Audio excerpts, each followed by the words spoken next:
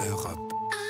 Europe 1. L'économie, Carole Ferry avec vous. C'est donc une journée spéciale impôt sur Europe 1 en partenariat avec le guide des impôts du Parisien aujourd'hui en France. C'est le moment en effet de faire la déclaration de revenus pour 2017. C'est sur cette base que seront calculés les premiers montants du fameux prélèvement à la source. Oui, qui débute, je vous le rappelle, en janvier prochain.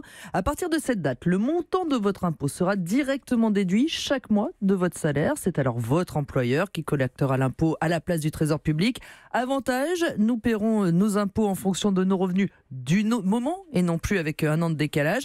Mais beaucoup d'entreprises ont peur de ne pas être prêtes à temps sur le papier. C'est simple, elles ont l'habitude finalement de collecter l'impôt. Elles le font déjà avec la CSG ou les cotisations en retraite. Là, ce sera finalement juste une ligne de plus sur notre fiche de paye, la ligne impôt sur le revenu, sauf que nous sommes seulement en train de faire nos déclarations. Les entreprises n'ont donc toujours pas le pourcentage de salaire qu'elles devront retirer pour chaque salarié. À 6 mois de l'entrée en vigueur, elles ont un peu peur que ça bug au démarrage. Alors si vous êtes chef d'entreprise, que ça vous inquiète, sachez que vous pouvez tester le dispositif dès le mois de septembre. Le gouvernement prévoit une phase d'essai pour les entreprises volontaires. En tout cas, ça veut dire, Carole, si je vous ai bien suivi, que notre salaire va, quoi qu'il en soit, baisser au mois de janvier. Forcément, sauf si vous n'êtes pas imposable. Et cette baisse de salaire net, c'est aussi une des craintes des entreprises, l'effet psychologique sur les salariés qui seront moins bien payés. Les négociations salariales s'annoncent plutôt tendues l'an prochain.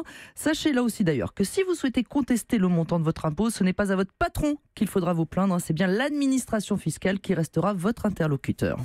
Et alors, dites-moi, on peut aussi être employeur nous-mêmes, à domicile par exemple. Est-ce que ça sera à nous de collecter l'impôt ? Vous mettez le doigt sur un vrai problème, Raphaël. En effet, si vous employez une femme de ménage, une nounou, un prof de piano, ce sera à vous de déduire de son salaire le montant des impôts.